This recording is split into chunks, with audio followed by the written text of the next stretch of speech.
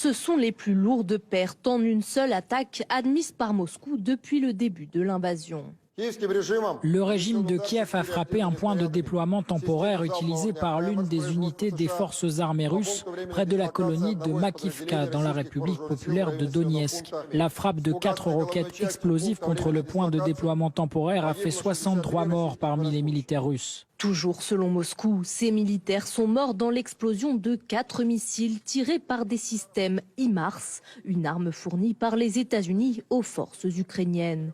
De son côté, l'état-major ukrainien reconnaît avoir mené cette frappe. Selon lui, elle a été réalisée le 31 décembre avant le Nouvel An, détruisant jusqu'à 10 véhicules. Au cours de la journée, l'aviation ukrainienne a mené 10 frappes sur des zones ennemies et 5 frappes sur les positions de ses systèmes de missiles antiaériens.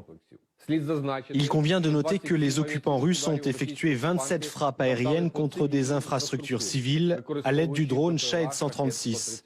Tous ces drones ont été abattus. L'annonce de cette frappe intervient après un nouvel an marqué par des bombardements russes sur Kiev et d'autres villes. Ils ont fait 5 morts et une cinquantaine de blessés.